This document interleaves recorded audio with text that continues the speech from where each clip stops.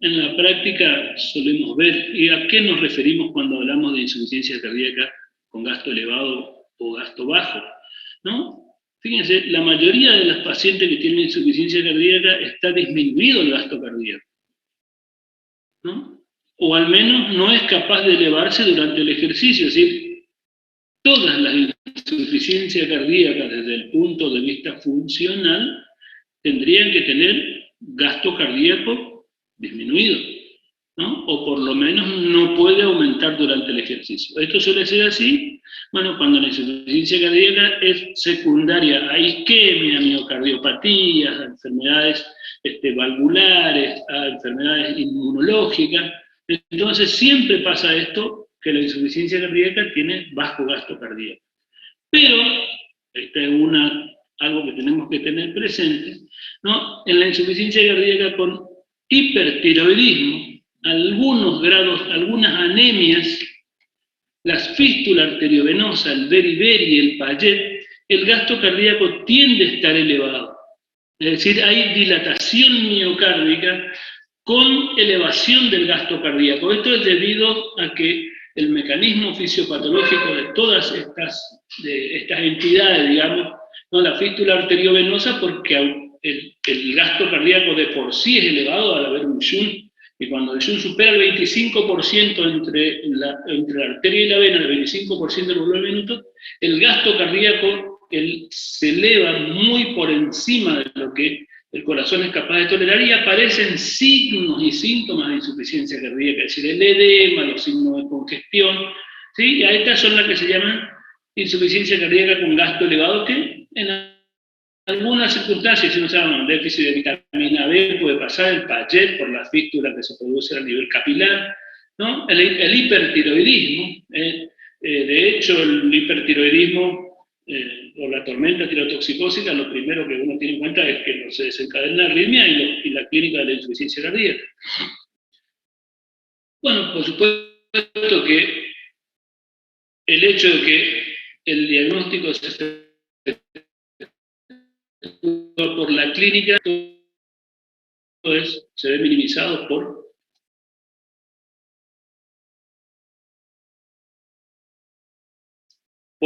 el no tener, no medir la fracción de eyección en los casos de alto y bajo gasto. Y después tenemos esta otra forma clínica, mucho tiempo, ¿no? Una vieja controversia sobre los mecanismos responsables de las manifestaciones clínicas. Algunos decían que las manifestaciones clínicas se producían porque el retorno venoso y la precarga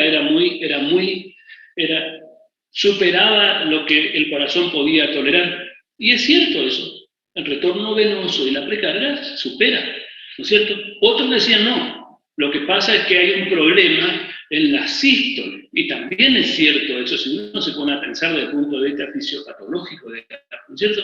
¿No? Los mecanismos responsables de las manifestaciones clínicas de la insuficiencia cardíaca, es decir, se debe a insuficiencia cardíaca retrógrada, es decir, cuando era la precarga, todo lo que pasaba por detrás era lo más importante, ¿no? Entonces, el ventrículo no es capaz de impulsar la cantidad de sangre que le llega, y se van aumentando las presiones por detrás del ventrículo que nosotros consideramos. Si el ventrículo izquierdo aumenta por detrás las presiones, y que va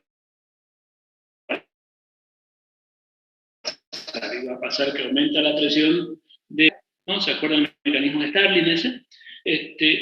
Que en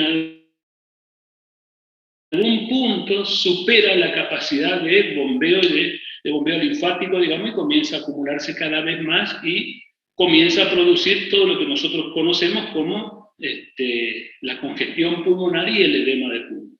Y lo mismo que la anterógrada, sería la incapacidad que resulta de mandar un volumen minuto adecuado hacia adelante. Y bueno, las manifestaciones clínicas que también ya habíamos hablado, la frialdad de pie, retardo circulatorio, oligoanuria, edemas, todo esto que nosotros conocemos como clínica anterógrada de la insuficiencia ventricular izquierda. Y después tenemos algunas otras, insuficiencia cardíaca aguda y crónica, ¿no? Fíjense ustedes, hay muy pocas circunstancias en las cuales nosotros podemos decir que esto es una insuficiencia cardíaca aguda, y fundamentalmente puede ocurrir durante un evento isquémico agudo, una persona sana con una isquemia de un territorio importante del ventrículo izquierdo, o una ruptura valvular, o una disfunción isquémica de un músculo papilar, por ejemplo, ¿no? Generalmente eso produce fallo miocárdico, fallo cardíaco en forma aguda, ¿no? Mientras que las crónicas suelen tener su origen en miocardiopatía. Miocardiopatía que tienen a su vez una causa miocardiopatía de origen isquémico, hipertensivo, hipertrófico, miocardiopatía familiar, ¿no? Autoinmune, tóxica, infecciosa, lo que ustedes conocen. ¿Está? Es decir, fundamentalmente, y esta terminología nosotros habitualmente no la utilizamos cotidianamente, hay insuficiencia cardíaca, sí en el marco o en el contexto de un evento isquémico agudo o en la unidad coronaria o en la unidad de cuidados intensivos, pero fundamentalmente después de insuficiencia cardíaca crónica, cuando hablamos de insuficiencia cardíaca hablamos de insuficiencia cardíaca crónica, después hablamos de las reagudizaciones. También, fíjense ustedes, la otra clasificación que habitualmente también se habla de insuficiencia cardíaca izquierda y derecha, la mayoría de los síntomas van a depender de la acumulación de líquidos por detrás de uno de los ventrículos, ¿no? En la izquierda la congestión pulmonar consiguiente, disnea y todo lo que ustedes conocen, y en la derecha, ¿no? La congestión venosa sistémica, con el resultado fundamentalmente edemas y hepatomegalia, citis, irritación yugular, y si vamos un poquitito más centralmente, la insuficiencia tricuspide. Pero fundamentalmente esto es clave, que la interdependencia ventricular, o sea, de las fibras musculares, cuando se contraen, digamos, ¿no? Eso fundamentalmente se continúa en el ventrículo derecho e izquierdo, y el hecho de tener un tabique, el tabique y un pericardio común, hace que normalmente cuando hay fallo izquierdo, hay cierto grado de fallo derecho, lo mismo que cuando hay un fallo derecho. Y esto es uno de los detalles que después vamos a tener presente al momento de evaluar un aspecto terapéutico en la insuficiencia cardíaca en estadios terminales, o refractaria o avanzada, ¿no? Bueno, esto es lo que nosotros conocíamos como la clasificación de la insuficiencia cardíaca según la American College o la institución americana, ¿no? Que clasifican clase A, clase B, clase C y D, ¿no? La insuficiencia cardíaca clase A. La clase A era que no tenía signos y síntomas de insuficiencia cardíaca, no tiene cardiopatía estructural, pero tiene una condición clínica que puede afectar al miocardio. Ya, eso hablamos de hipertensión arterial, de dislipemia, tabaco. ¿Qué otra cosa más? Hábitos no saludables de vida, hipertensión, síndrome metabólico, ¿no? Ese sería clase A. ¿Y qué es lo que nosotros hacemos en esto? El control de factores de riesgo. Ya vamos a ir viendo cuáles son las intervenciones terapéuticas que hacemos. Clase B. En clase B teníamos que el paciente tenía cardiopatía estructural, pero no tenía todavía signos y síntomas de insuficiencia cardíaca. Es decir, no tenían el edema, la disnea progresiva, con disnea paroxística nocturna, ortopnea, intolerancia al decúbito.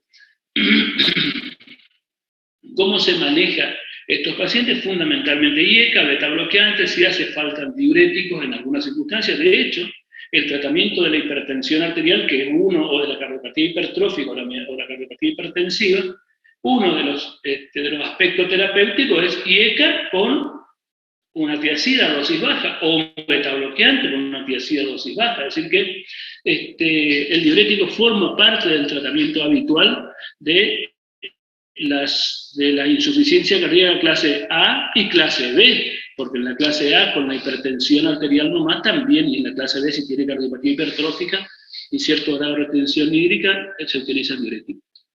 Y en la clase C, ¿no? Y por supuesto que lo que se introduce en la clase A se mantiene en la clase B. Hablamos de los hábitos saludables de vida, del descenso de peso, del no tabaco, de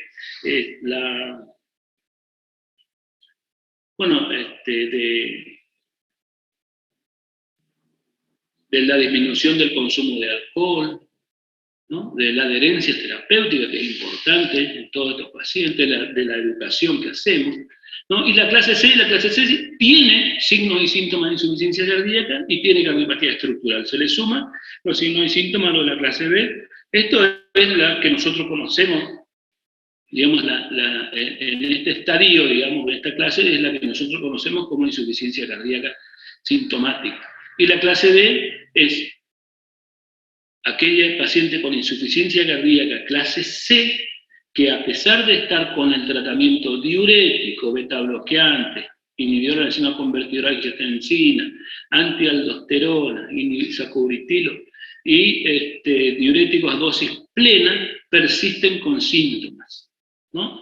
Eso se llama insuficiencia cardíaca.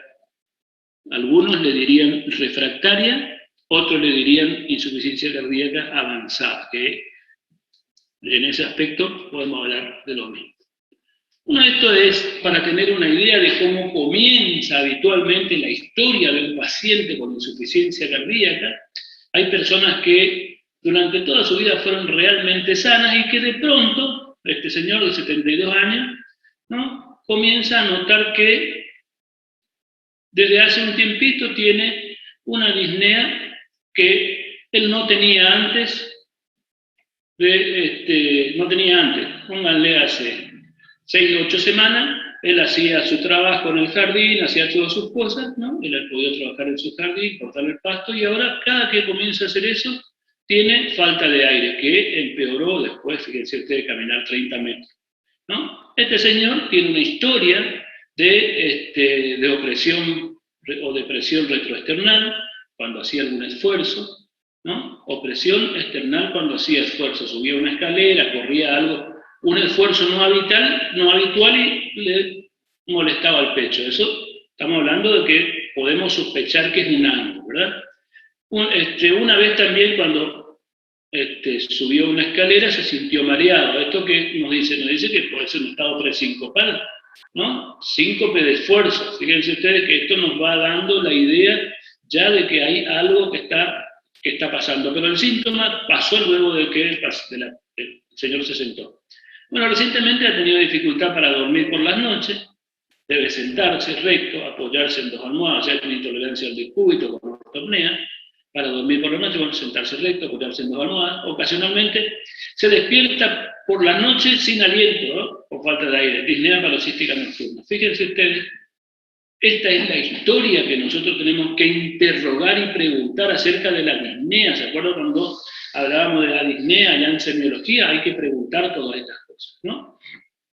Debe sentarse derecho con dejar caer sus pies fuera de la cama. Bueno, también notó que los pies se han hinchado especialmente al final del día, es decir, edema vespertino. Ya tenemos edema de miembros inferiores, disnea, intolerancia al decúbito, ortopnea, disnea paroxística nocturna, elementos clínicos que nos hacen sospechar un síndrome grande.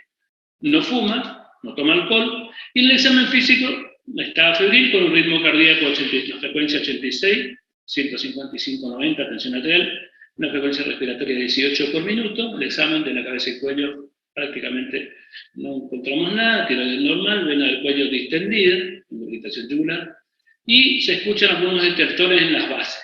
Ya estamos hablando de que hay congestión en las bases pulmonares. En el examen cardíaco, su corazón tiene un ritmo regular, primero y segundo ruido normofonético, y en la inspiración puede aparecer un R4 en la punta.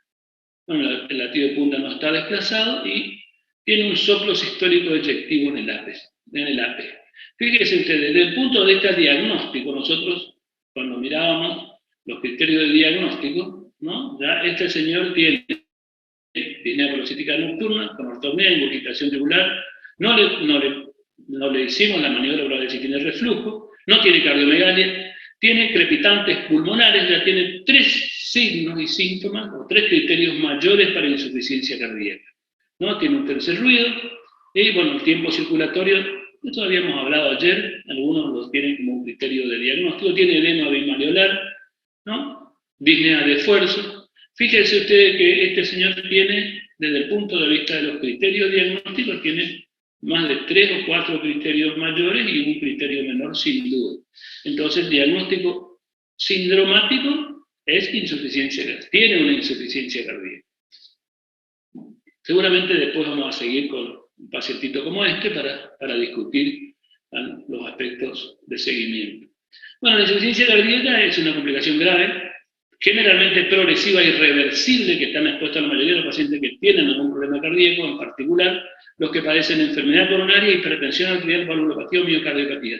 Ya, fíjense ustedes, cuando decimos este concepto grande, estamos hablando de que las 4 causas más frecuentes de insuficiencia cardíaca están incluidas acá: la hipertensión arterial, la enfermedad coronaria, las valvulopatías y las miocardiopatías, ¿no? Si después quieren las miocardiopatías, ¿de qué origen?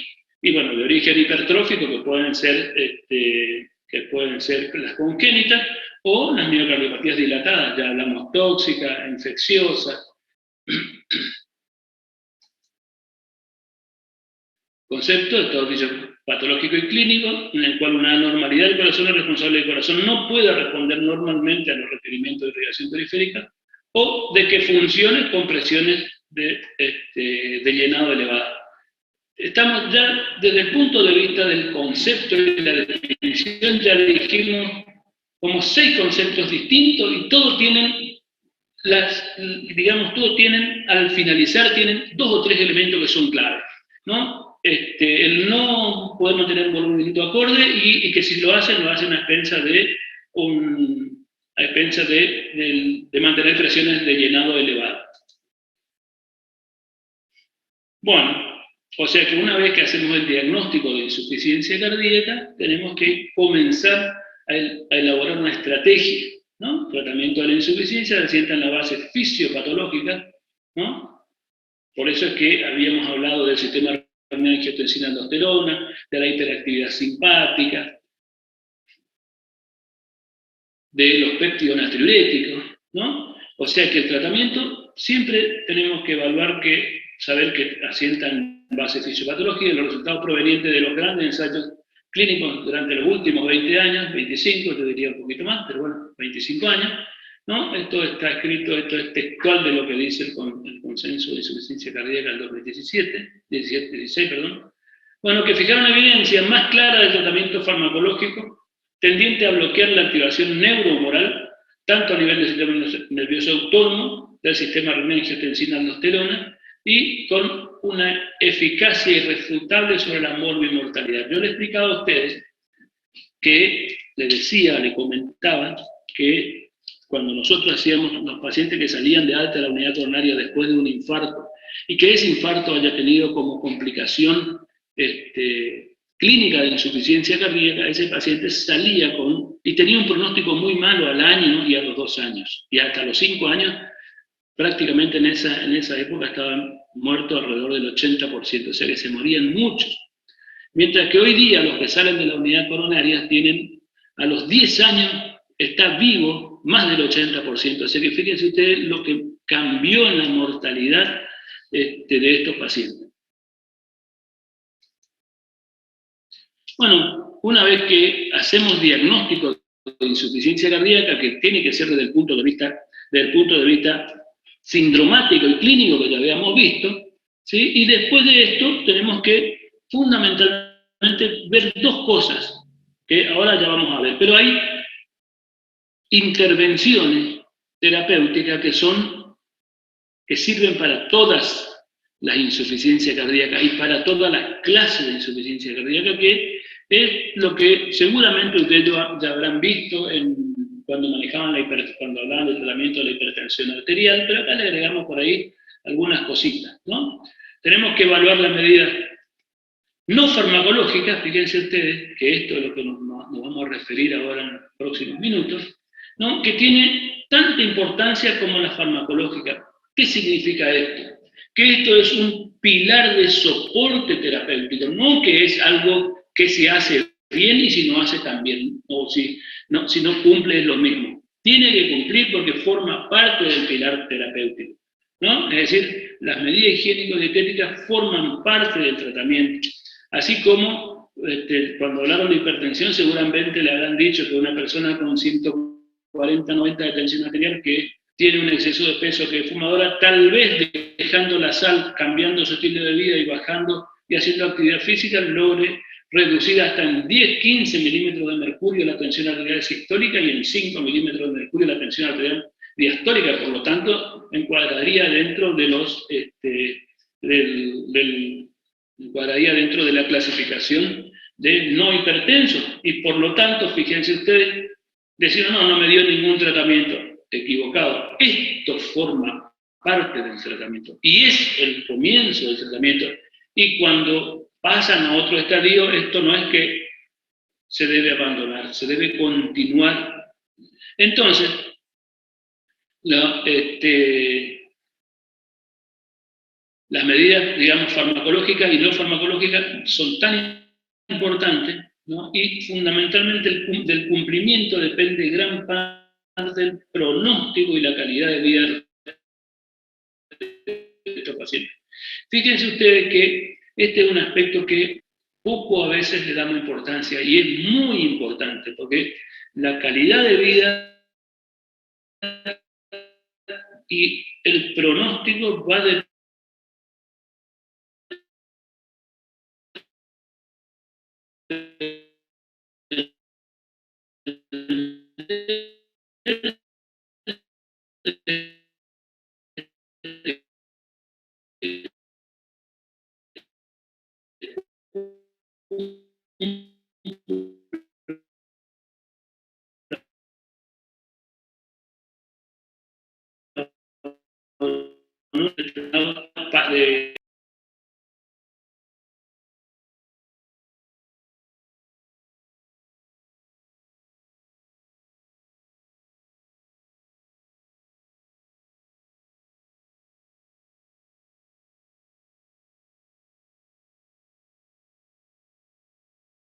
persona, del paciente y la educación de su medio, de su familia. Cuando ustedes, en un aspecto, no sé si hablamos del tratamiento del asma, hablamos de la educación y lo que teníamos que decirle al asmático, lo mismo que tiene hipertensión arterial, hay que explicarle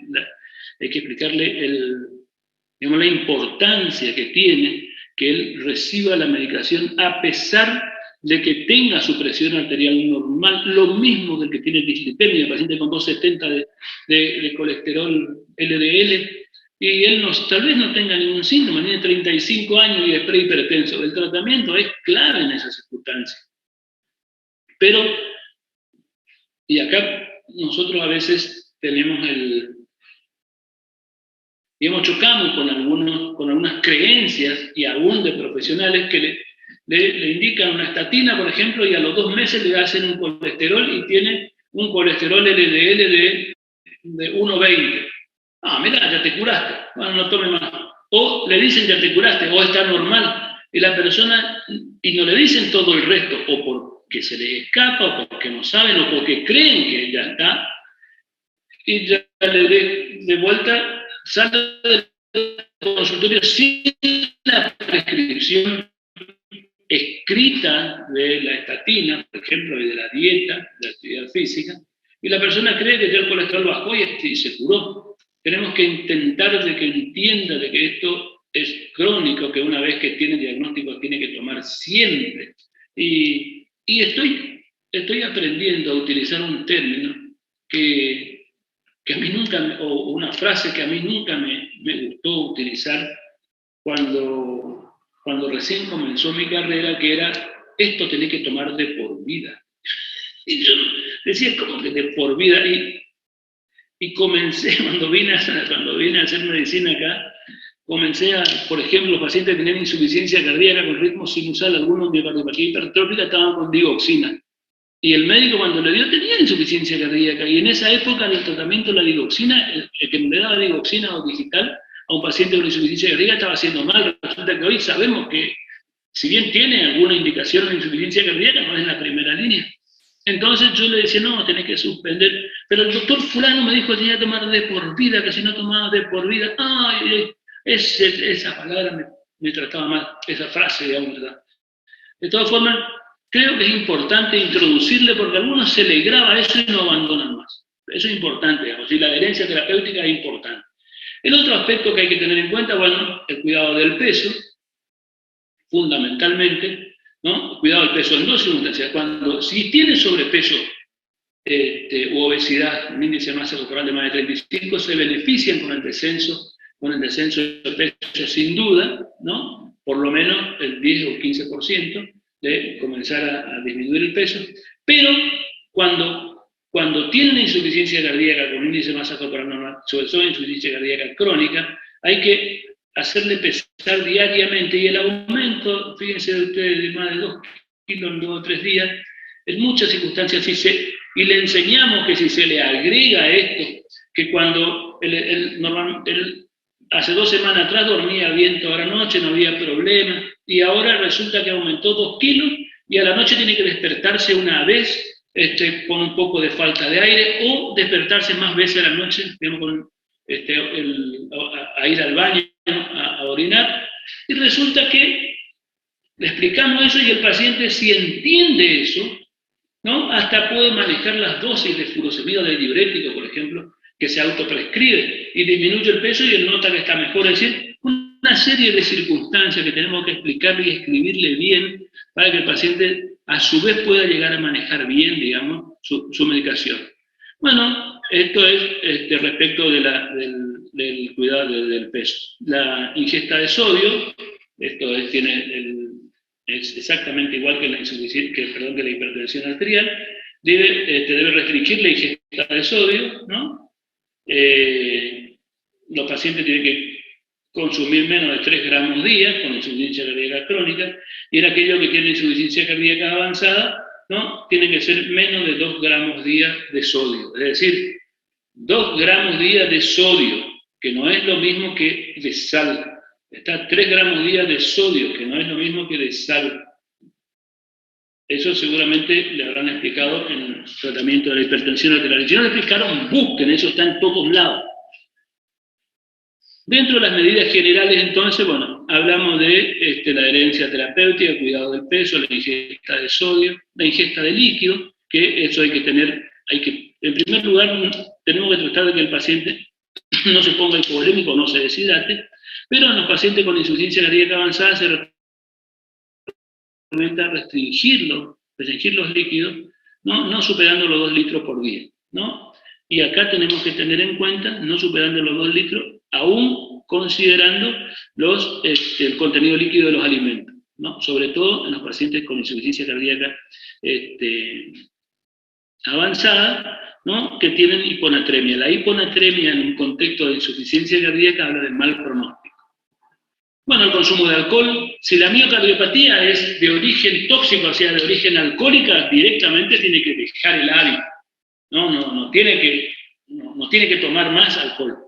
Y así dicen los expertos y dicen toda la guía, digamos, de insuficiencia cardíaca. Pero en las personas que tienen insuficiencia cardíaca de otras causas, se puede permitir un consumo de más o menos entre 20 y 30 gramos día de alcohol, ¿sí? Que esto es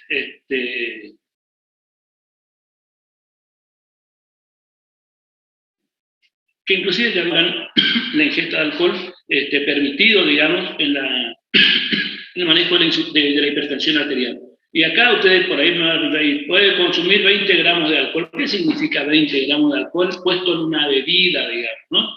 ¿Qué bebida? Si hablamos de whisky que tiene 50% de alcohol, sería 20 o 30 gramos, sería más o menos 60 mililitros, ¿no? 60 mililitros, una medida chiquita de whisky, ¿no? Si hablamos en un vino que tiene 10%, sería 300 mililitros. Si hablamos de una cerveza que tiene entre 3.5 y 6%, y hablamos de medio litro, un poquito más. Es decir, es lo que se puede permitir de ingesta en esas circunstancias. Pero en las mujeres o en los pacientes muy delgados, tiene que consumir la mitad, ¿no? Bueno, por supuesto que el tabaco, se debe recomendar el cese del tabaco en todos los pacientes con insuficiencia cardíaca, y acá esto vale igual para el EPOC, para la hipertensión arterial, pero la insuficiencia cardíaca más, ¿no? Acá, por supuesto que hay que hacer las encuestas, lo del interrogatorio, y derivar a los centros de sensación tabáquica para tratar de que abandone el hábito, ¿no? Obviamente con todo lo que ustedes conocen de deshabituación del hábito tabáquico. Bueno, las vacunas, se deben vacunar todos los años contra la influenza y la vacuna antimucósica.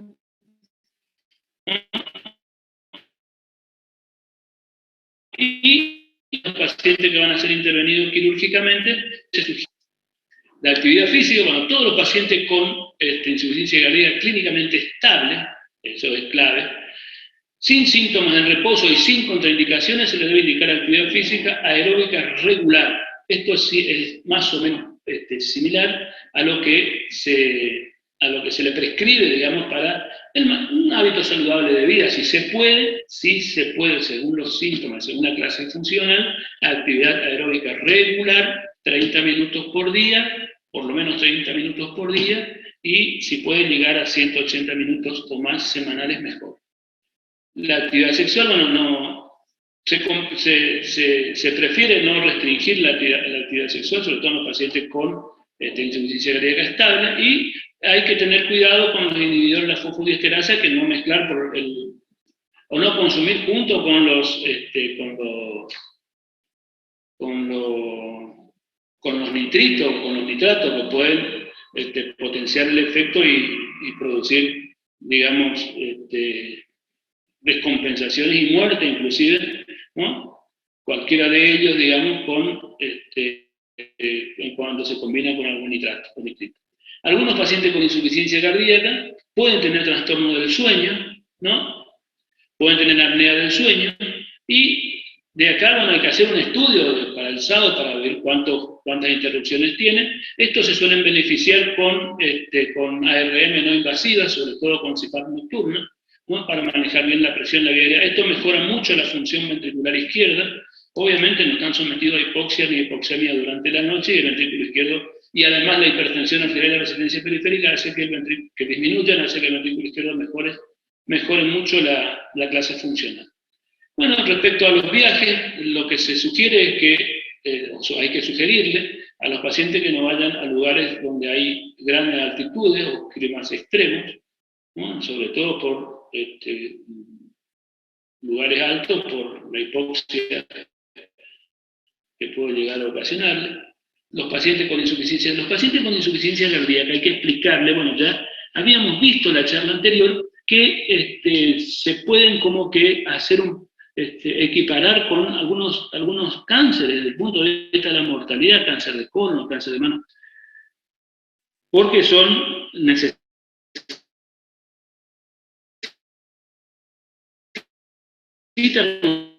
un tratamiento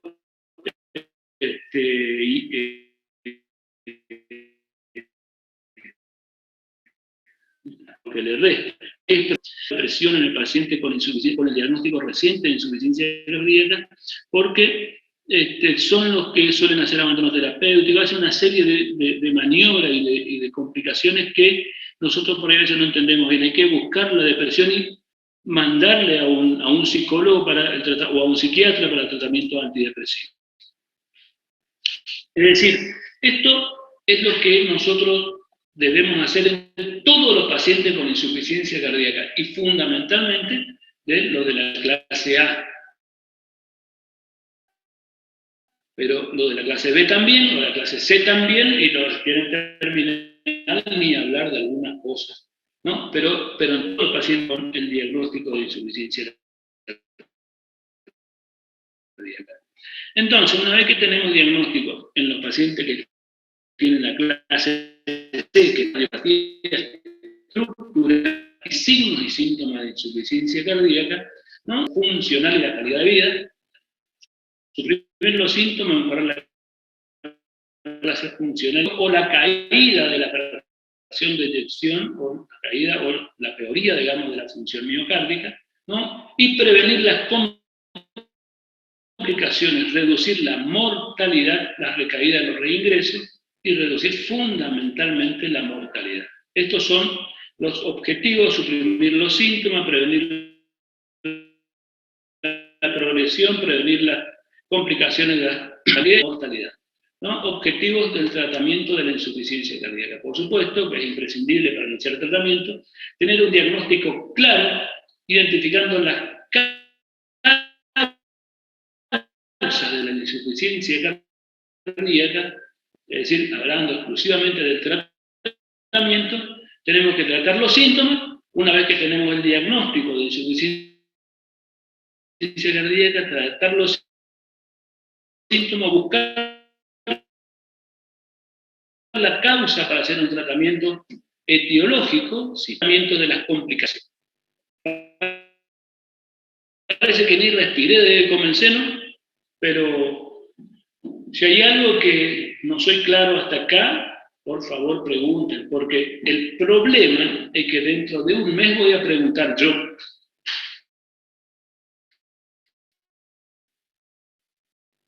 ¿Cómo van a preguntar en el examen y acá nos vemos 4 o 6 horas y no me hacen ninguna pregunta? ¿Saben qué? Pregunten en la plataforma en todo caso, que se va a poner lindo si preguntan en la plataforma. Lo que quieran. Bueno, entonces el plan de tratamiento terapéutico, sintomático, etiológico y de las complicaciones, ¿no? Los objetivos terapéuticos: suprimir los síntomas, mejorar la calidad de vida, prevenir la progresión, evitar las complicaciones y reducir la mortalidad, ¿no? Tratamiento sintomático, etiológico y de las complicaciones. Fundamentalmente, esto nos basamos en esto, en que si la insuficiencia cardíaca tiene fracción de eyección disminuida o fracción de eyección conservada, ¿sí? Fracción de eyección disminuida por debajo del 45% de FEI. Todas estas tienen fundamentalmente corazones grandes, miocardiopatías dilatadas, o se dilataron por algo, por varios infartos, por cardiopatía isquémica, o se dilataron porque tienen una insuficiencia valvular, o se dilataron porque en estadios finales, todos en estadios finales terminan dilatados y con FEI disminuida. Así que estos pacientes, y en estos pacientes predominan dos cosas: predominan los síntomas anterógrados del ventrículo izquierdo, y acá retardo circulatorio, cianosis, frialdad de piel, somnolencia, falta de fuerza, astenia, y los síntomas retrógrados de congestión pulmonar, ¿no? De congestión pulmonar, ¿cuáles son? Y bueno, los RALE, intolerancia al decúbito, línea parasítica nocturna, edema agudo de pulmón, el asma cardíaco. Y acuérdense ustedes que los dos ventrículos se utilizan para la contracción, utilizan el septum, y entre los dos tienen una contractilidad y una contracción que es interdependiente. O sea que si hay fallo izquierdo, siempre hay cierto grado de fallo derecho también. Y acuérdense ustedes de la irritación tribular, los síntomas y signos de insuficiencia tricuspidia, que eso hablamos de fallo retrógrado, digamos, signos retrógrados del fallo derecho, ¿no? Con fracción de eyección disminuida, con fracción de eyección conservada, más de 45%. Acá fundamentalmente fíjense ustedes, generalmente las paredes ventriculares son hipertróficas, ¿no? La presencia de determinados signos de alteración en la distensibilidad, es decir, hace que el ventrículo tenga menos complacencia, ¿no? Entonces hay una disminución de la velocidad pico transmural cuando se hace el eco, y un aumento compensatorio de la velocidad auricular, ¿no? Por lo tanto, disminuye el cociente EA, pero es un cociente ecocardiográfico, lástima de nuestras, que después podemos ver, ¿no? Y en este caso lo que nosotros vemos es que el ventrículo, al no dilatarse bien o a no tener una buena complacencia, las presiones aumentan mucho, o una buena relajación también, como quieran, las presiones retrógradas aumentan mucho. ¿Cuáles son las drogas que se utilizan para disminuir los síntomas, para mejorar la calidad de vida y evitar las reagudizaciones? Y por supuesto que los estudios, nosotros, ¿para qué hacemos los estudios? Digamos, el electrocardiograma, el ecocardiograma, la radiografía, para intentar encontrar la causa y hacer un tratamiento etiológico, ¿no? El plan terapéutico de la insuficiencia cardíaca tiene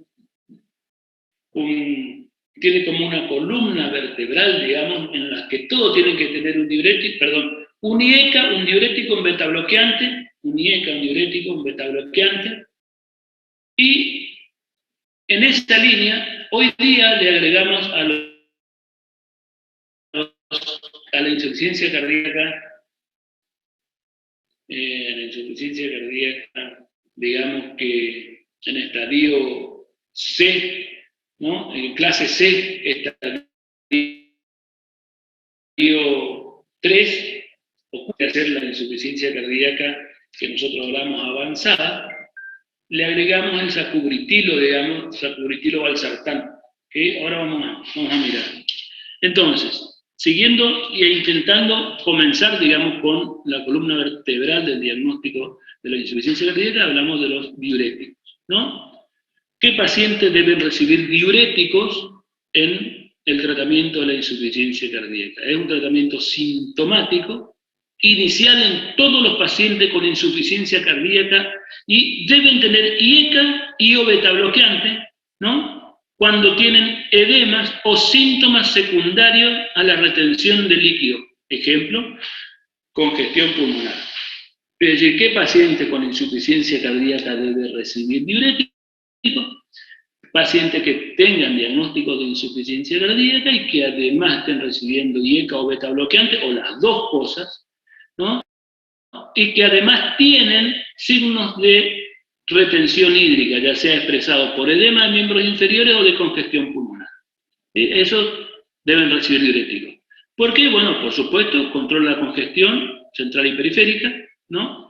No se conoce, por ejemplo, no se conocen los efectos del tratamiento diurético en cuanto a la mortalidad, puesto que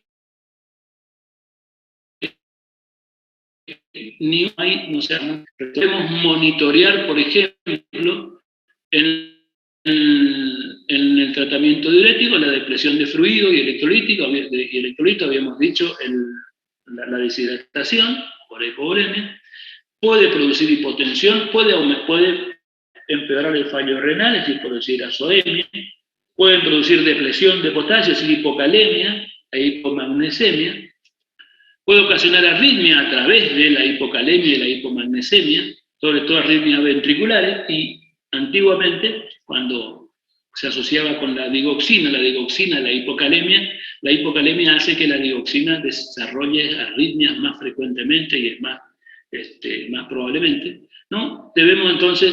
Pueden desarrollar arritmias, sobre todo si el paciente está también con tratamiento con digoxina.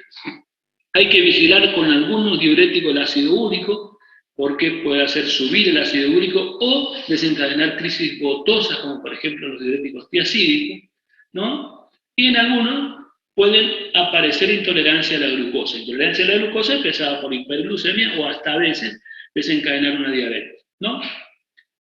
¿Cómo? Bueno, ¿cómo se indican los diuréticos?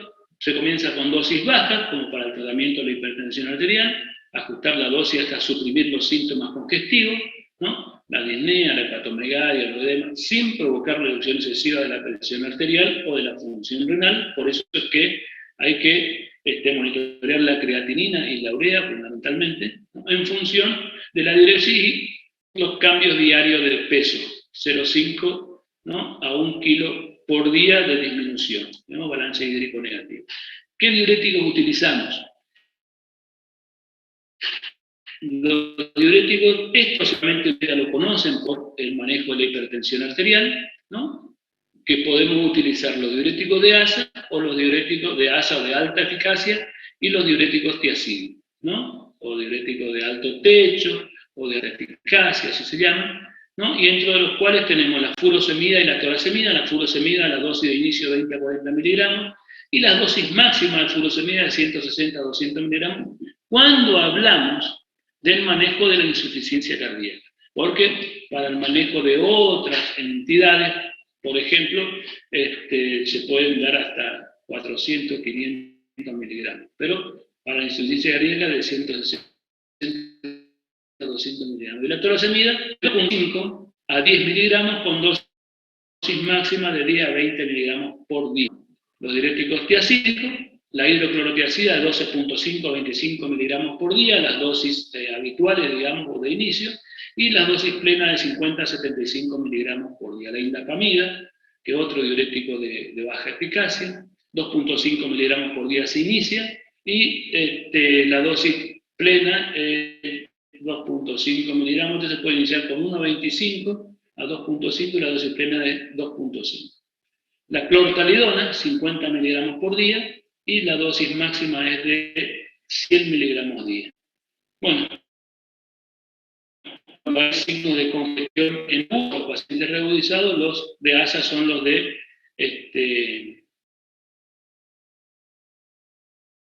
elección.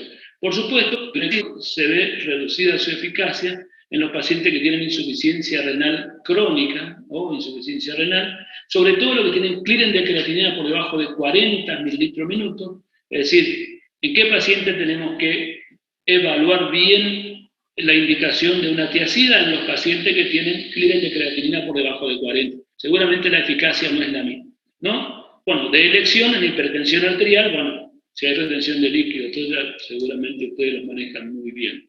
Estos son los diuréticos, entonces, tiacídico, clortalidona, hidroclorotiazida y napamida, de azofurosemida y torosemida.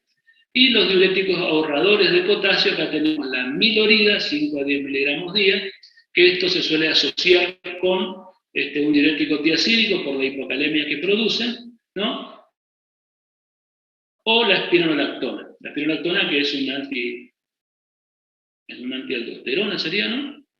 ¿Sí? La espironolactona es una antialdosterona que también se suele asociar con los diuréticos de ASA, por ejemplo, se suelen asociar con la furosemida. Bueno, el mecanismo de acción disminuye la producción de cloro y sodio en el tubo contenedor distal, ¿no? Y parte de la casa de Kenle, ¿sí? Tubo contenedor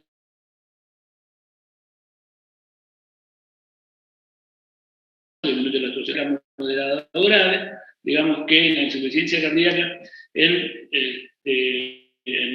la clase C, con disnea clase funcional 3, 4, que estamos llegando a estadios finales, a veces se asocian un diurético tiacídico, un diurético de ASA y un diurético ahorrador de potasio como la espironolactona.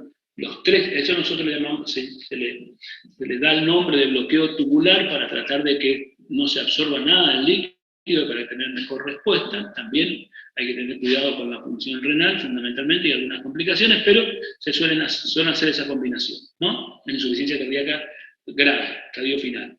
Las reacciones adversas que puede producir como un mecanismo, digamos, reacción medicamentosa adversa, hipocalemia, al calor, bueno, por la deshidratación, la hipocalemia y la retención, la reabsorción de bicarbonato, alcalosis metabólica, hiperuricemia e intolerancia a la glucosa, ¿no?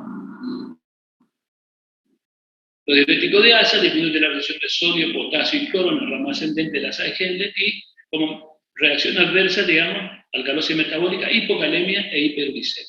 La hiperuricemia de los diuréticos de ASA es mucho menor que los diuréticos tiacídicos, por ejemplo.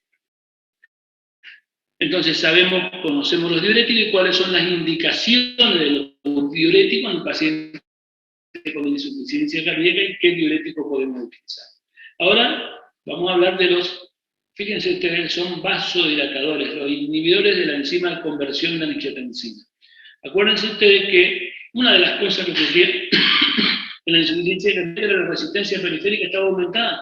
Y un paciente con insuficiencia cardíaca que tenga 160 de presión arterial, usted dice, bueno, ¿por qué le voy a dar un inhibidor de la conversión de la enzima de angiotensina si está normotenso?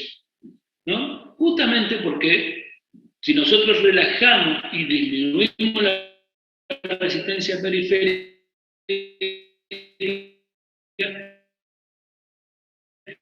a través del volumen sistólico, la fracción de eyección y por lo tanto el volumen minuto y por lo tanto disminuir los síntomas.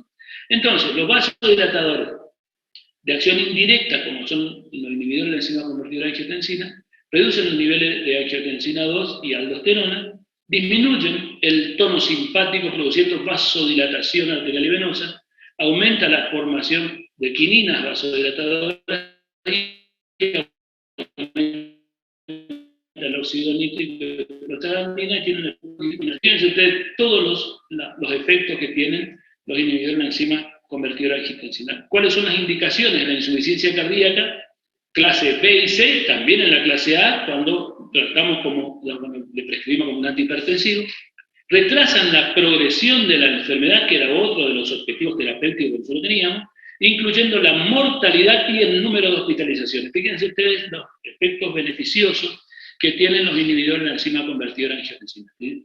La insuficiencia cardíaca desde clase A, B, C, retrasan la progresión de la enfermedad, disminuyen la mortalidad y el número de hospitalización. ¿Cuáles son las contraindicaciones antecedentes de angioedema? Estenosis de la arteria renal bilateral. Acuérdense que los IECA pueden producir hipercalemia, entonces cuando hay un potasio por encima de 5, es una de las contraindicaciones, o cuando tiene una creatinina sérica por arriba de 2.5 miligramos de cilitro. ¿Qué significa esto? Que la creatinina sérica por arriba de esto, hablamos de que hay fallo renal y que el clearance está por debajo de 40 mililitros minuto. Bueno, ¿cuáles son las, en la insuficiencia cardíaca post-infarto? Evita el remodelado cardíaco, que es uno de los mecanismos que también, además de reducir la apoptosis, digamos, a través de disminuir los mecanismos neurohumorales, y por lo tanto disminuye la progresión de la enfermedad.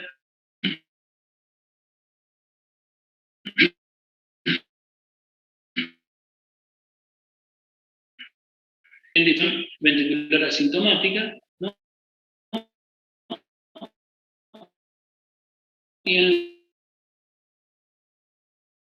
ahora que existen en el mercado, hay una serie de otros más que no están acá, pero estos son los más representativos. En el april, las dosis se van titulando, comienza con 2,5, con dosis plena de hasta 40 miligramos día, el captopril de 6,25, las dosis iniciales hasta cada 8 horas, el captopril es el primer IECA que se conoció. Prácticamente en la Argentina yo hace años que no lo veo, en el Brasil se utiliza mucho, es muy útil. El lisinopril de 5 miligramos la dosis inicio hasta 40 miligramos día, el ramipril de 1,25 máximo y el benacepril 5,80 miligramos como dosis. ¿No? ¿Cuáles son las reacciones adversas o farmacológicas adversas? Hipotensión, tos seca, hipercalemia y empeoramiento de la función renal en los pacientes que tienen estenosis de la arteria renal o en las personas que tienen clearance de creatinina muy bajo y hay que tener cuidado. Las contraindicaciones ya dijimos, pero no habíamos hablado del embarazo, ¿no? Los IECA, los inhibidores de la enzima convertidora de angiotensina, están contraindicados en el embarazo y ya dijimos en el resto, ¿no? Otro que esto forma, digamos, fíjense usted, acá yo puse vasodilatadores y hablamos de los IECA.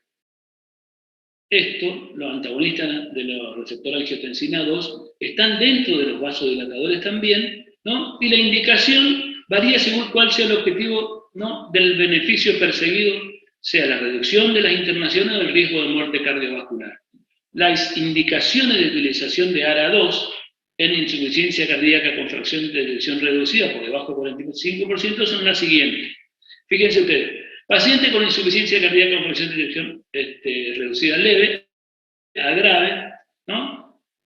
Clase funcional 1 a 4, con intolerancia a los IECA. Es decir, los receptores los inhibidores del receptor o los antagonistas de los receptores de angiotensina, la indicación es cuando no toleran los IECA cualquier otro paciente con insuficiencia cardíaca. También se indican concomitante o conjuntamente con los IECA en los pacientes con insuficiencia cardíaca con fracción de eyección reducida que persisten sintomáticos a pesar del tratamiento con dosis óptima de IECA betabloqueantes para reducir y diuréticos, obviamente, para reducir las hospitalizaciones, ¿no? Por supuesto que cuando se combina un AT2, digamos, con un IECA, no se debe asociar un antagonista de la aldosterona. Como por ejemplo, ahora vamos a ver que tenemos dos.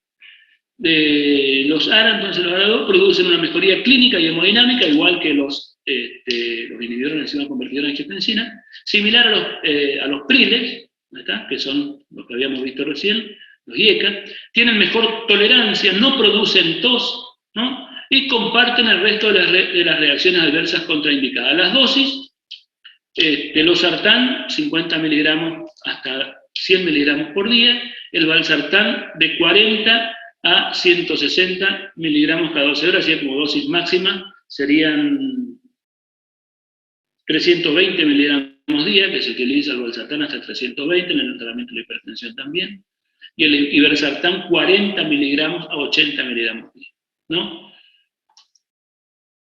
Otros del grupo terapéutico antagonistas de la aldosterona. Profe, una pregunta. Sí.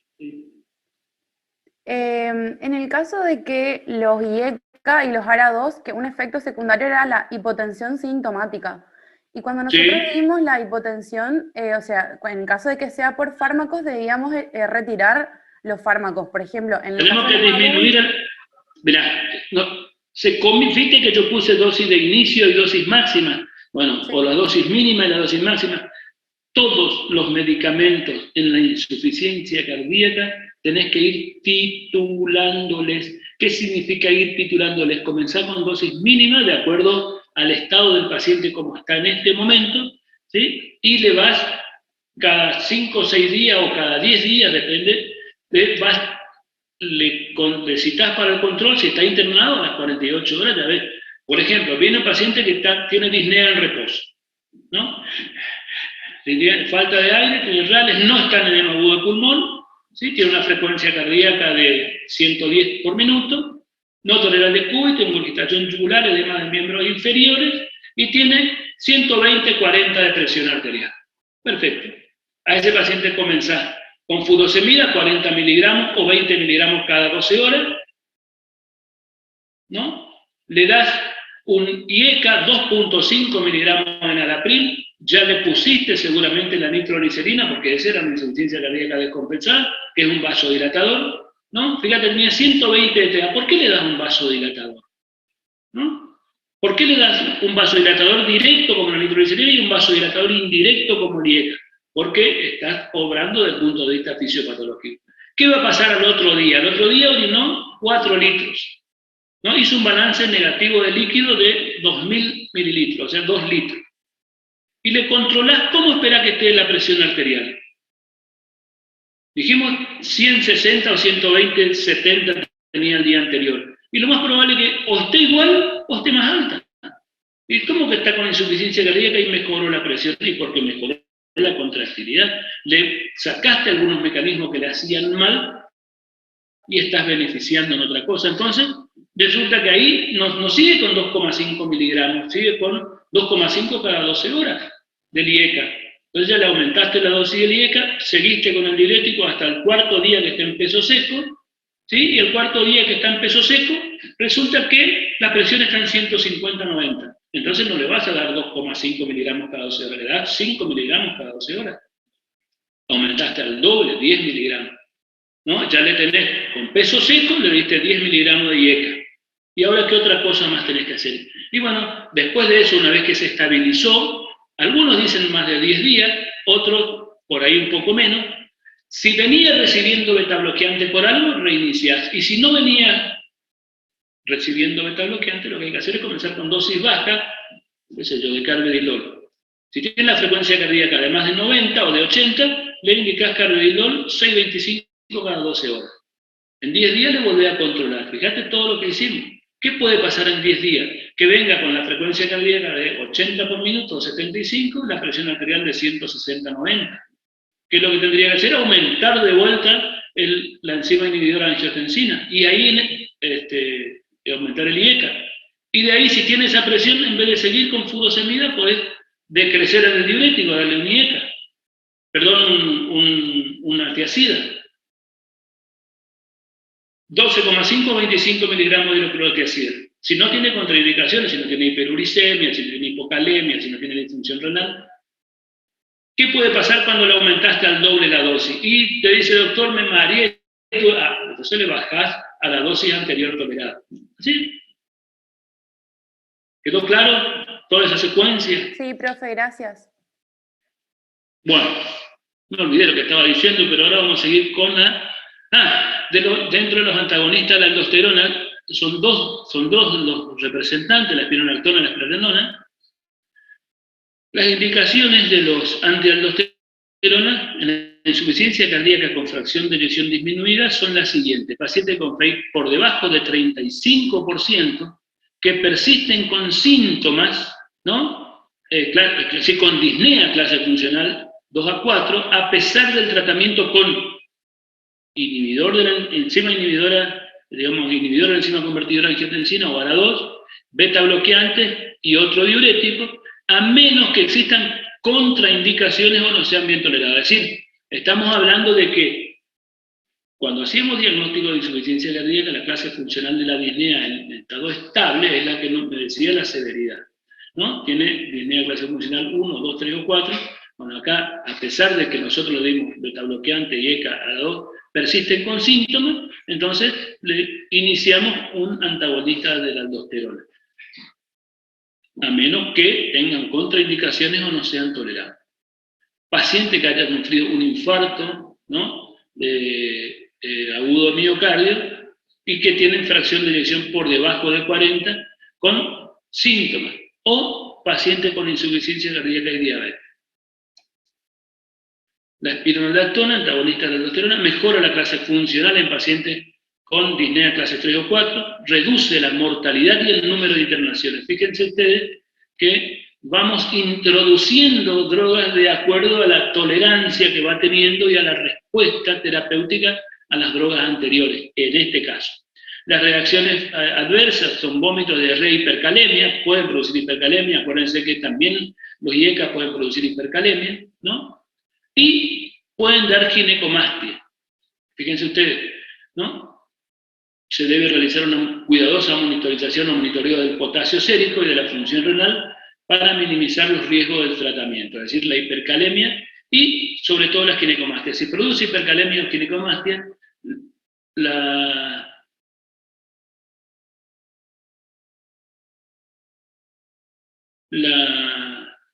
espironolactona se cambia a esplerenona. Beta bloqueante. A ver. Beta bloqueantes.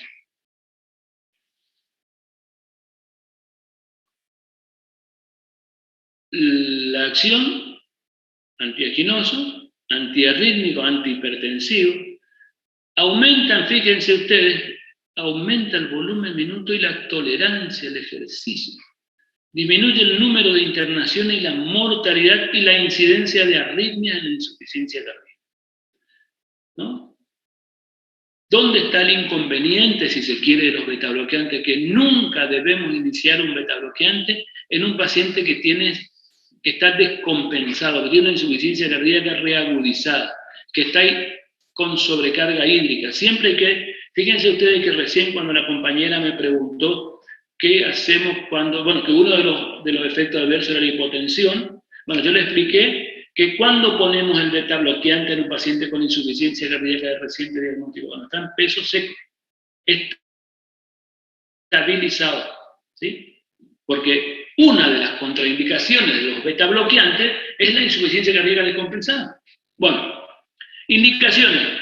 Insuficiencia cardíaca clase B o C, se recomienda iniciar con dosis baja e incrementar la dosis cada 2 semanas.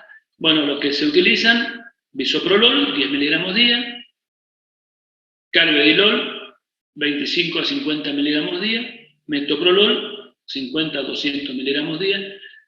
También se puede utilizar el atenolol y el nebivolol, cualquiera de ellos, ¿sí? siempre iniciando con dosis baja e ir titulando la dosis de acuerdo a la respuesta terapéutica.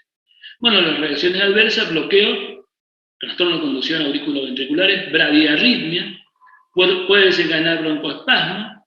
En las personas que tienen trastorno de irrigación arterial, o sea, en las que tienen arteriopatía periférica, puede dar signos de hipoflujo y desencadenar síntomas.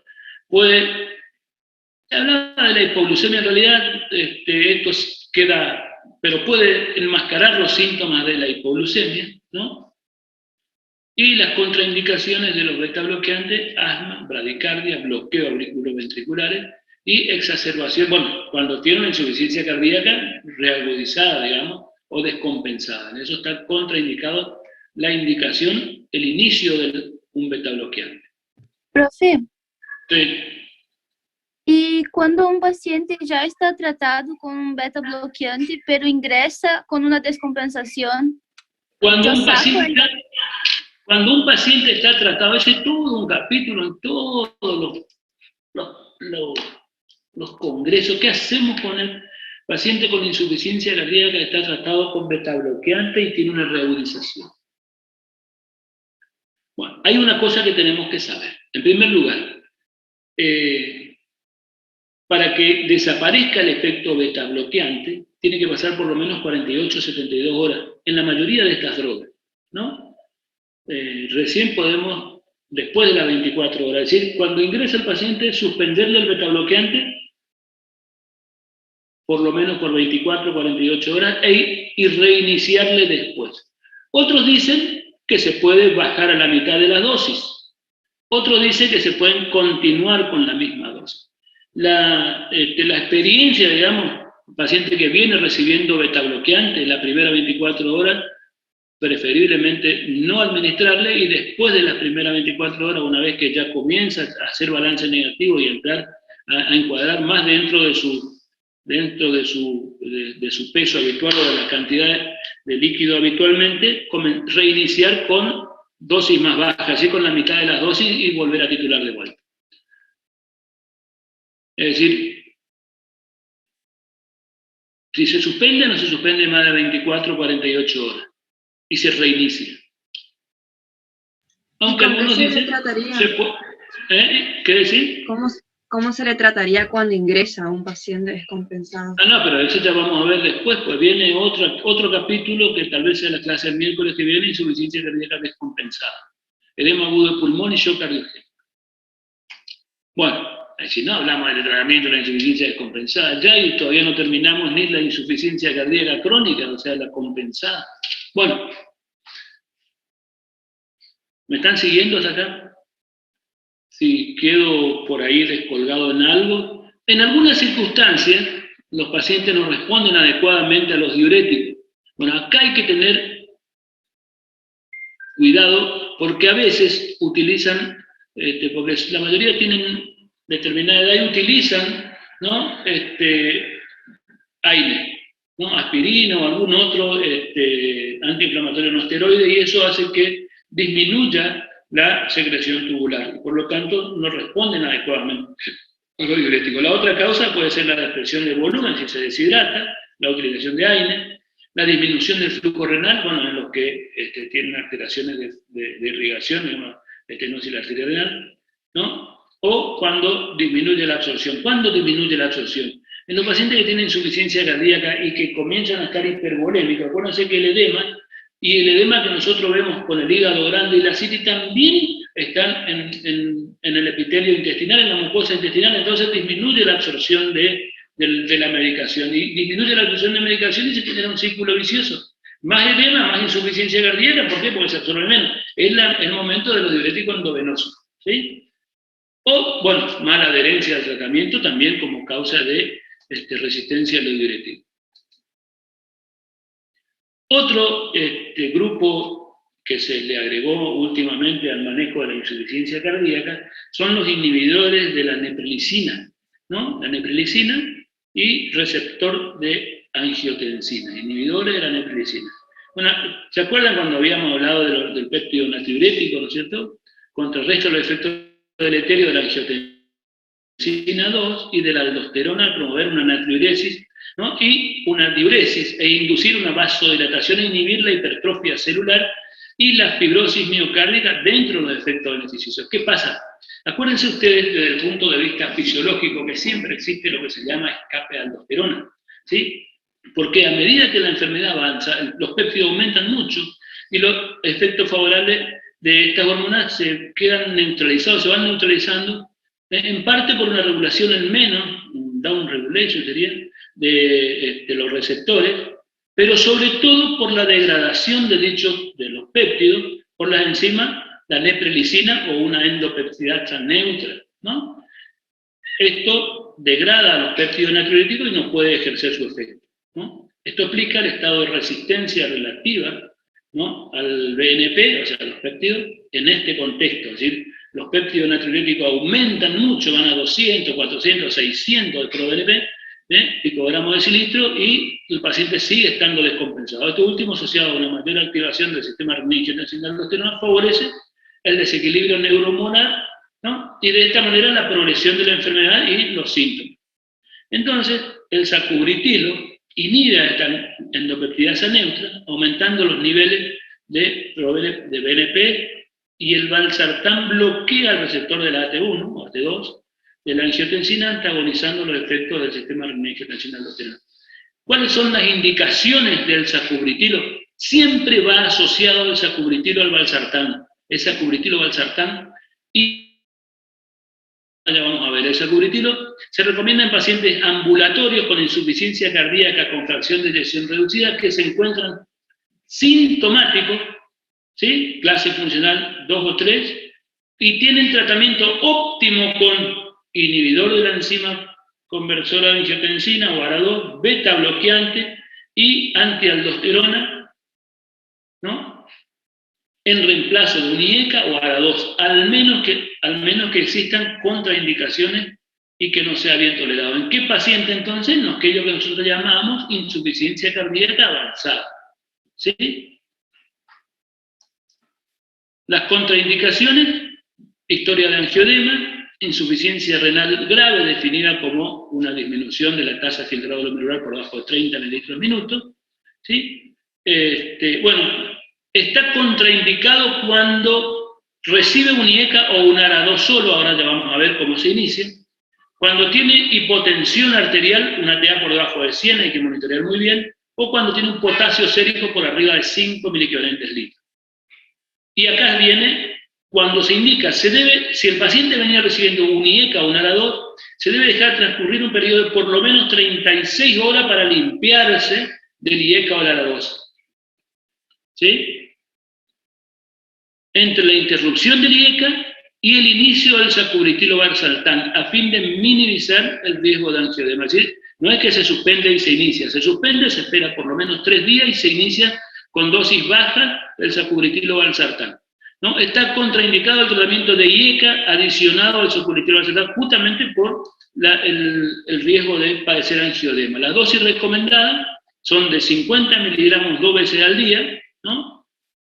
Bueno, como recomendación general, y debido a que se trata de una nueva droga, sugerimos comenzar en la mayoría de los pacientes una dosis de 50 miligramos 2 veces al día, prestando especial atención en aquellos pacientes más graves y con tendencia a la hipotensión, ¿no? En etapas sucesivas de 2 a 4 semanas se incrementa la dosis a 100 miligramos cada 12 horas y luego hasta 200 miligramos cada 12 horas. Esto va asociado el sacubritilo con el valsartán siempre. ¿Estamos hasta acá entonces? Bueno, la disfunción ventricular sistólica, como se trata, esto vendría a ser una insuficiencia cardíaca con fracción de eyección disminuida por debajo de 45, ¿no? Disfunción sistólica izquierda asintomática, ¿no?, en la fase preclínica, siempre que se documente la fracción de eyección inferior a 35 a 40%, está indicado el tratamiento con IECA. Insuficiencia cardíaca clase funcional 2, el añadido con disnea, digamos, siempre, ¿no?, hay que dar IECA.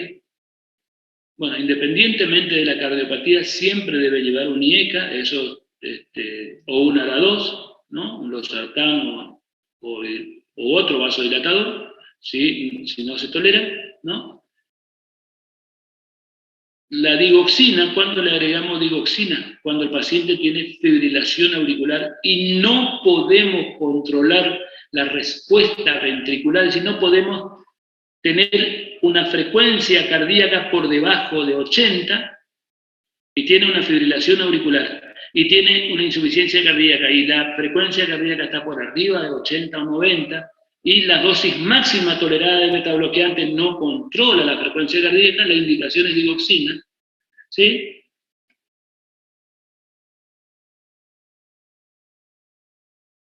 Por supuesto que, bueno, lo que tiene ritmo sinusal, se le indica la digoxina en estadios tardíos. La que tiene disfunción ventricular con FEI conservada sería lo que tiene una fracción de eyección por arriba de 45%.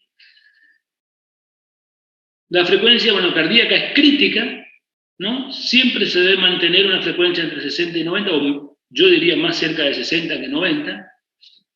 Los calcios antagonistas que prolongan la diástole, tipo verapamil o diltiazeno, digo, bueno, la digoxina está mal puesta acá. Está mal puesta acá, qué error. Es verapamil o diltiazeno o betabloqueante, no digoxina. La digoxina, acuérdense de que los que tienen insuficiencia cardíaca con fracción de eyección conservada, habitualmente tienen en etapa iniciales miocardiopatía hipertrófica. Y la miocardiopatía hipertrófica, la contraindicación de la digoxina, ¿no? Hay que intentar mantener un ritmo sinusal y si no tiene ritmo sinusal, tratar de revertir el ritmo sinusal. Habíamos conversado con ustedes en alguna oportunidad de a ver si no me acuerdo bien, sí, de lo que contribuye la patada auricular o como cebado, digamos, o la sístole auricular en el volumen de fin de diástole del ventrículo izquierdo, y que en situaciones de cardiopatía hipertrófica o trastorno de relajación, la aurícula contribuye hasta con el 30% de ese volumen, cuando que en situaciones normales menos del 5%. Entonces ese 30% para el volumen de fin de diástole hace que vaya a tener un buen volumen sistólico, por lo tanto, un buen volumen minuto. Por lo tanto, hay que, si no tiene ritmo sinusal, tratar de revertir, ¿no? Y tratar de mantener el ritmo sinusal. Y el tiempo diastólico es clave porque el tiempo diastólico me va a dar un tiempo de mayor llenado, ¿no? Mantener la precarga siempre, no abusar de los diuréticos cuando lo indicamos, ¿no? Y el uso digital que ha restringido a caso de difícil control de la respuesta ventricular. No existe evidencia de efecto beneficioso de los IECA. Bueno, esto sí, los IECA, si tiene hipertensión arterial, hay que indicar sin duda. Otros tratamientos, en la insuficiencia cardíaca tenemos el levosimendan, un derivado de dinitropiridazolona, sensibilizador del calcio al músculo cardíaco, que produce aumento de la contractilidad miocárdica, además posee un efecto vasodilatador, el cual es atribuido al activador de los canales de potasio ATP, digamos de los canales de potasio. No aumenta la demanda miocárdica de oxígeno, ¿no? Se utiliza muy poco.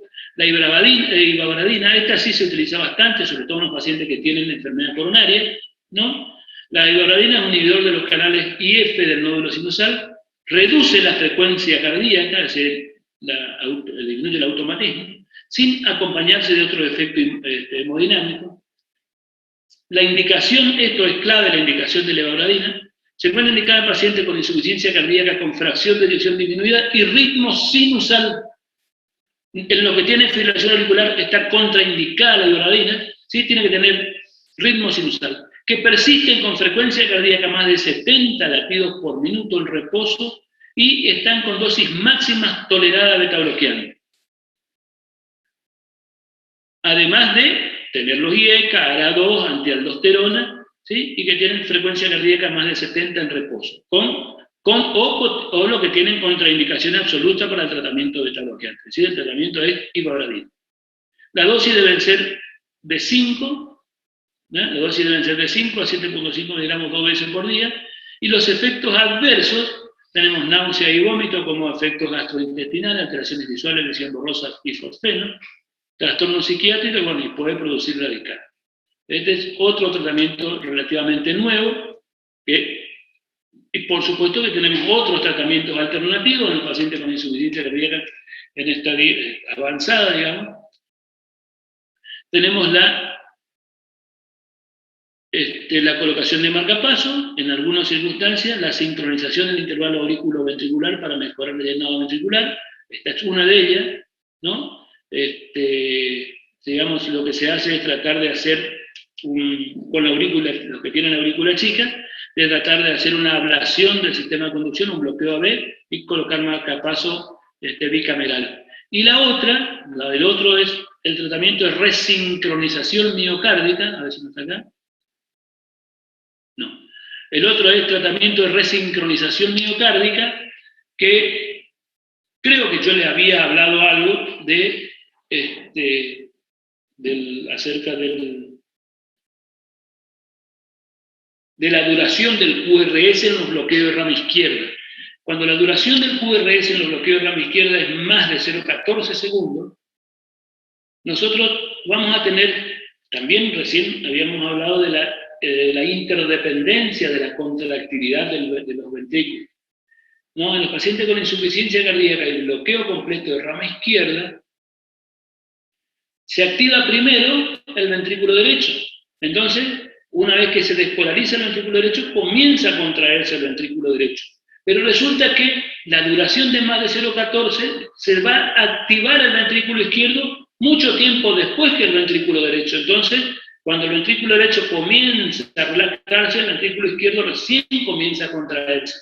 Y no pueden utilizar el septum como anclaje para la contracción de los dos. Entonces, cuando se contrae el ventrículo izquierdo, el septum es como que se va un poquito, perdón, cuando se contrae el derecho es como que se va un poquitito hacia la izquierda, y cuando se contrae el izquierdo, el septum, como está relajándose, y por la interdependencia no pueden utilizarse de anclaje, es como que el septum se dispara o se desvía hacia la derecha. Entonces, disminuye su eficacia en la contracción.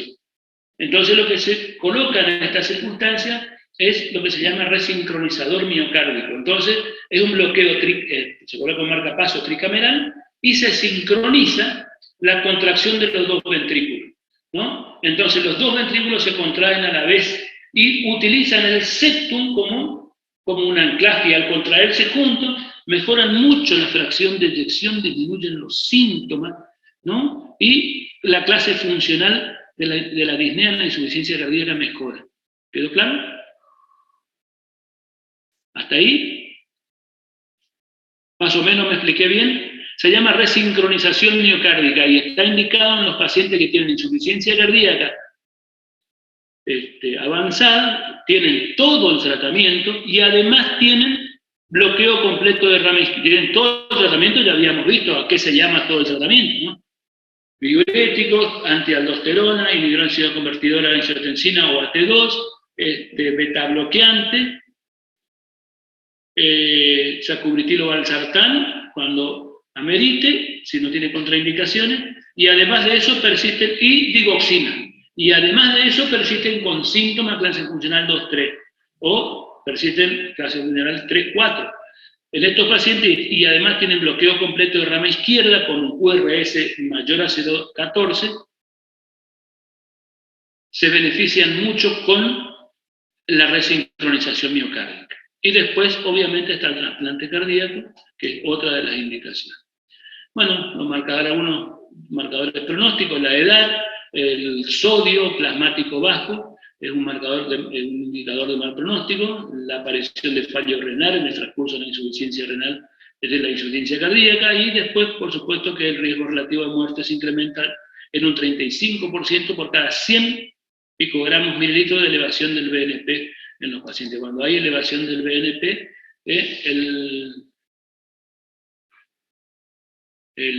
el riesgo de muerte del individuo aumenta mucho. Bueno, ¿alguna pregunta que quede?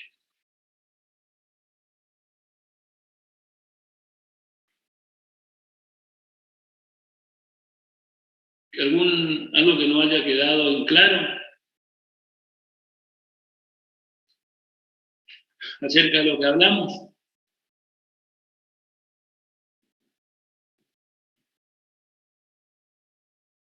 Bueno, fíjense ustedes este pacientito que habíamos visto al comienzo, habíamos dicho que tiene disnea progresiva, disnea paroxística nocturna, intolerancia al decúbito, ¿no? Edema de miembros inferiores. Tenía 3 criterios mayores y un criterio menor de insuficiencia cardíaca. Tiene clínica de insuficiencia cardíaca. Acá, ¿qué vamos a hacer con un paciente así?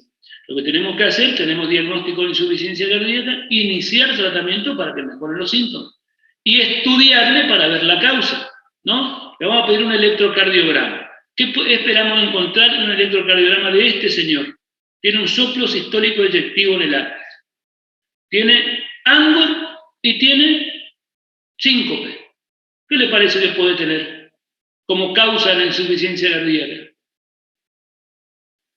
Una insuficiencia aórtica. No.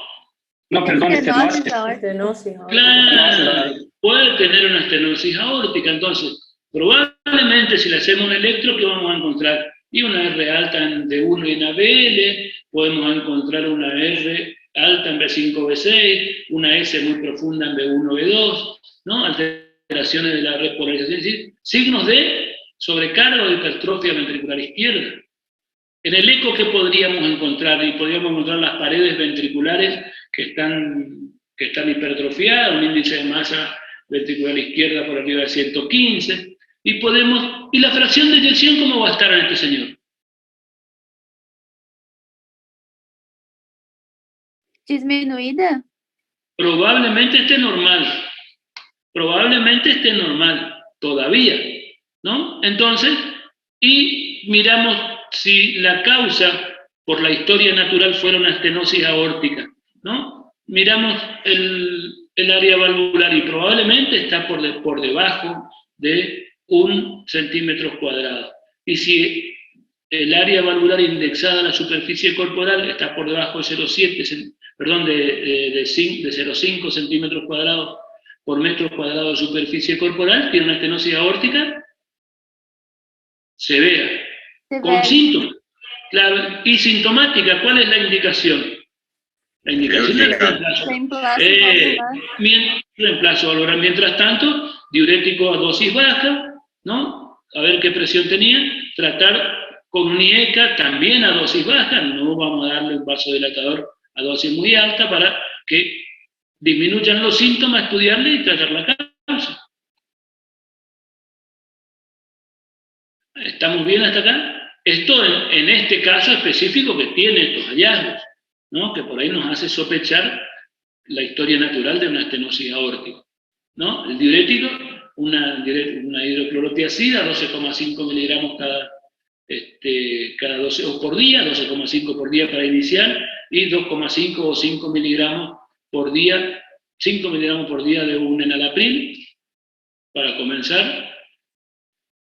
Si tiene una frecuencia cardíaca, ¿cuánto tenía? 85 por minuto. A ver si no está por acá. Tiene una frecuencia cardíaca de 85 por minuto, una dosis baja de un betabloqueante. Hay que tener cuidado con el betabloqueante en la estenosis aórtica, ¿sí? Como puente a completar los estudios y definir el tratamiento definitivo. Acuérdense ustedes que hacemos el diagnóstico, tratamos los síntomas, buscamos la causa, para tratar la causa. ¿Estamos? ¿Alguna pregunta?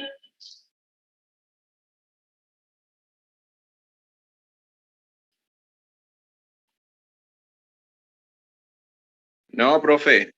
¿No?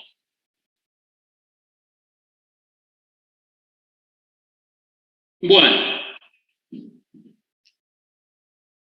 Vamos a ver hasta dónde llegamos y comenzamos con esto. Bueno, este es el mismo pacientito.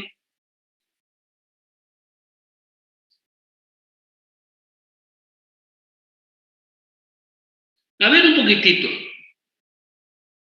Antes de comenzar con la charla esta, ¿se animan a leer esto y a ver si se acuerdan si hay diferencia entre este paciente y el primer paciente? Un hombre de 72 años se presenta al consultorio quejándose de disnea de esfuerzo, empeorada a lo largo de varias semanas. Esto es idéntico, previamente le ha podido trabajar en su jardín, cortar el pasto, pero ahora siente falta de aire después de caminar 30 metros. En el pasado ha tenido episodios de presión retroesternal con esfuerzo arduo. Una vez también se sintió mareado, casi por desmayarse mientras subía escalera, pero el síntoma pasó luego de que se sentó. Recientemente también ha tenido dificultad para dormir por las noches y debe sentarse recto apoyándose en 2 almohadas. Frecuentemente, en la última semana, se despierta en la noche sintiendo falta de aire, que se alivia a los pocos minutos al sentarse derecho y dejar caer los pies fuera de la cama. Hoy permaneció con falta de aire hasta la consulta. También ha notado que sus pies se han hinchado especialmente al final del día. Él no fuma ni toma alcohol. Vamos a ver el examen físico. Está febril, una frecuencia cardíaca 120 por minuto, una presión de 155/91, una frecuencia respiratoria 36.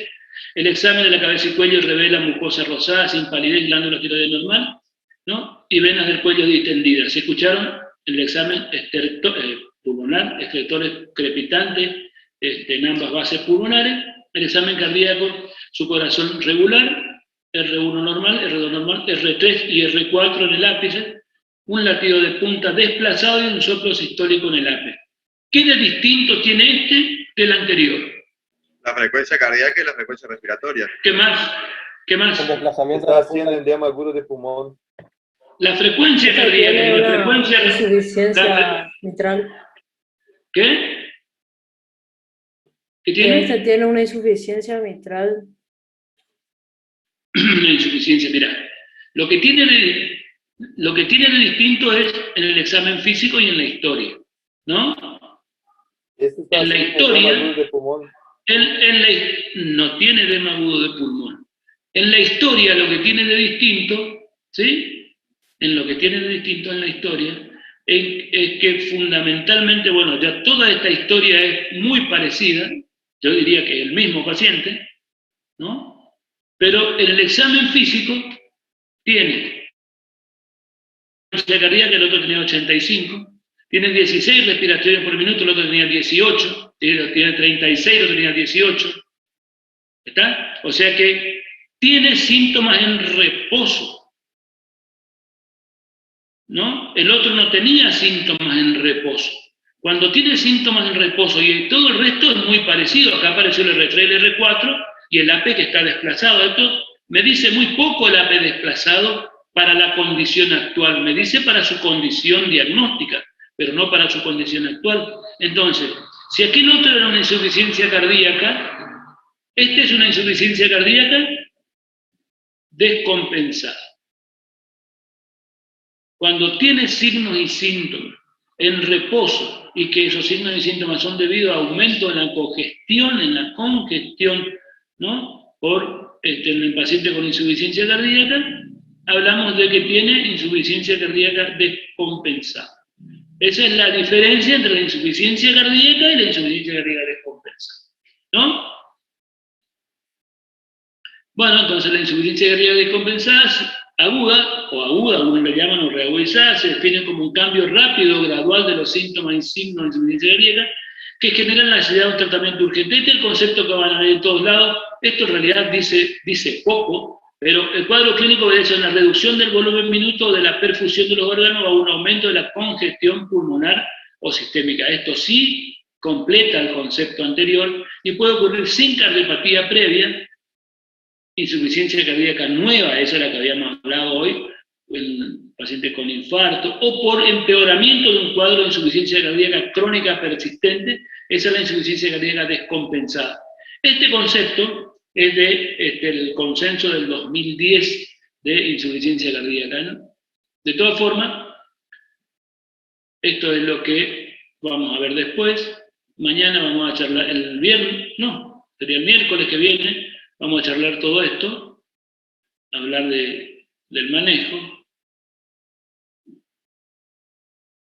que se ve en cada uno de los estudios complementarios, que podríamos ver en el eco, y el tratamiento con las drogas. Ahora, cuando uno piensa desde el punto de vista fisiopatológico, solo ahí, ¿no? En el tratamiento de la insuficiencia cardíaca, dijimos que hablábamos de la sobrecarga de volumen. Ahora, una de las cosas que no dije, pero debe quedar claro, en la insuficiencia cardíaca no debemos dar solo diurético como tratamiento. El diurético solo en el tratamiento, como monodroga, en el tratamiento de la insuficiencia cardíaca, aumenta la mortalidad. Se mueren más los pacientes que reciben solo diurético. Y después ustedes me van a escribir en la plataforma por qué el tratamiento solo con diurético aumenta la mortalidad. Y yo les voy a decir si están en lo cierto o no. Es decir, se debe dar tratamiento. Después, interrumpir o bloquear el sistema renina-angiotensina-aldosterona, ya sea con un IECA o con una antialdosterona o con un bloqueante o una T2. Beta bloqueante para disminuir los efectos sistémicos, vasculares sería, y los efectos en el miocardio, ¿sí?, de la activación del sistema nervioso autónomo. Es decir, el aumento de la sustancia adrenérgica. Y después me queda el sacubritilo para mejorar los efectos, sacubritilo valsartán, para mejorar los efectos del aumento de